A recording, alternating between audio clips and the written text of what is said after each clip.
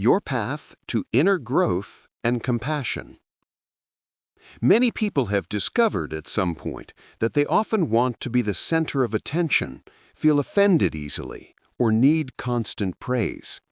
These are narcissistic patterns, not as an insult, but as traits that can show you where to focus your growth.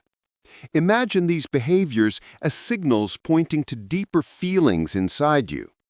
Carl Jung said, "Everything that irritates you about others can lead you to an understanding of yourself." If someone else's need to always be right drives you crazy, it might be reflecting something in you. Use these signs to begin noticing your own shadow, the parts of yourself you haven't fully seen or accepted. This journey starts with self-awareness, not blame. Embrace self-awareness.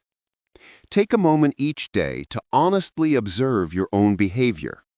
Notice times you feel proud, defensive, or offended.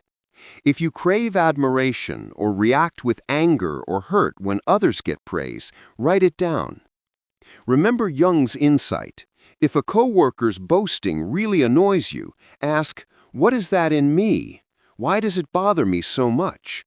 This is shadow work, exploring the hidden reasons behind your reactions. Recognize your type.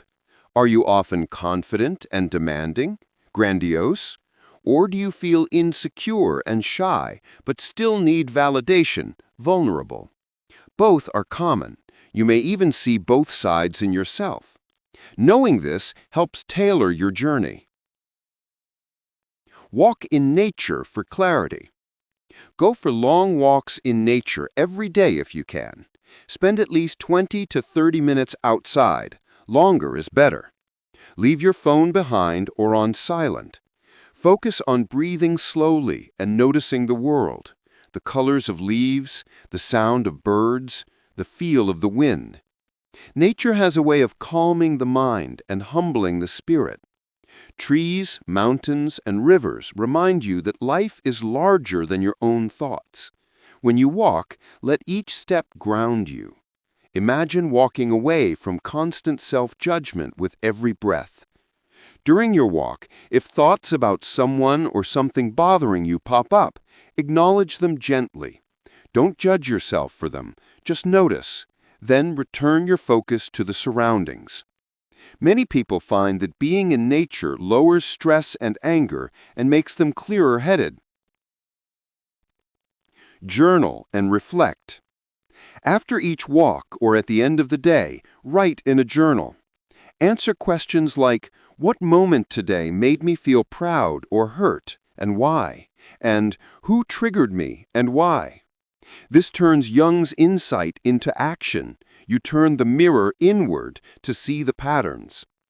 Describe any strong feelings without labeling them good or bad.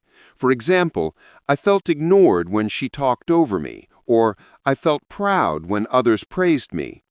Over time, you'll spot repeating themes. Use your journal to practice gratitude too. Write down even simple things you're grateful for. A good meal, a kind word from someone, the sunshine. Shifting focus from what you want to feel to what you already appreciate trains your mind toward compassion. Practice mindfulness and meditation. Each day, spend a few minutes in mindfulness or meditation. Sit quietly and focus on your breathing. Notice how your chest rises and falls, or how the air feels entering and leaving your nostrils. When thoughts wander, and they will, gently bring your focus back to breath. A simple exercise. Pick a feeling like warmth or compassion. Inhale slowly and imagine breathing in calm and acceptance. Exhale any tension or defensiveness. Do this for even 5 minutes. It helps weaken the constant chatter of the ego. Try a loving kindness meditation. In your mind, repeat phrases like, "May I be happy," "May I be healthy," "May I live with ease." Then extend them to, "May you be happy," "May you be healthy." This practice is powerful. It trains your mind to genuinely wish well for others and yourself without self-centeredness. Cultivate compassion and empathy. Each day, do one kind act for someone else without seeking reward. It can be as small as listening fully to a friend without steering the conversation back to you, or helping a coworker without pointing it out. Notice how this feels. Uncomfortable at first, perhaps, but you'll find a quiet satisfaction grows. When you talk with others, practice truly listening. Instead of waiting for your turn to speak, focus on their words and feelings. Reflect back what you hear. It sounds like you felt upset when that happened. This slows the habit of centering on yourself and builds real connection. Keep a gratitude list of people or things you value. Each night, write one thing you appreciated about someone. They smiled at you, gave advice, or simply existed as a supportive presence. Gratitude naturally expands your view beyond me, which eases narcissistic tendencies. Tailor the plan to your needs. For vulnerable narcissists, you might often feel insecure or shy, yet harbor resentment when others do well. Work on self-compassion. Speak kindly to yourself, like, "I am worthy of love even if I make mistakes." When you feel hurt, notice that vulnerability instead of defensively blaming someone else.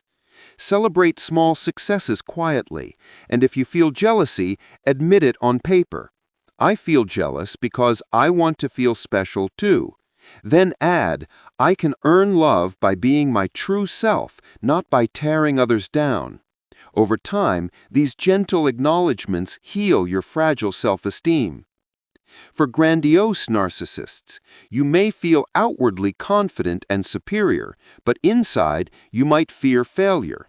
Challenge yourself to admit a mistake or weakness at least once a day. Notice how it really feels, often much less scary than expected. Seek honest feedback from someone you trust. Listen without interrupting or defending. Try a humble task. Volunteer somewhere without mentioning it to anyone. Each time you practice humility, you weaken the grip of constant praise-seeking and start building true self-confidence that isn't just about winning or being admired. Daily rituals and continued support. Create simple daily habits to remind you of this journey. For example, say a short affirmation each morning, like, "I grow stronger by understanding myself," or "I embrace compassion today." You can even speak it while getting dressed. Before bed, spend a minute or two reviewing what you learned about yourself that day. Consider reading a book or listening to talks on mindfulness, Jungian psychology, or compassion. Learning new ideas can reinforce your journey. Just don't use it to feel superior about your knowledge. If possible, seek guidance. This could be a therapist, a counselor, or a support group. Even spiritual or meditation groups can help. Sometimes an outside perspective can point out blind spots you miss, and it's okay to ask for help on a tough journey. Continuing your journey.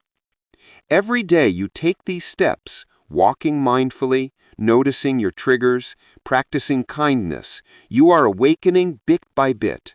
Spiritual growth is not instant. It's like a garden that needs regular care. Some days you might slip back into old habits, and that's normal. The key is to keep observing yourself without harsh judgment and gently choose the new path again the next day. Remember, true strength comes from humility and understanding. Over time, you'll find you enjoy genuine connections more, that praise or criticism from others matters less, and that inner calm grows. Your ego's voice, the part that made you act selfishly before, will grow quieter, and the kinder, wiser voice will take its place.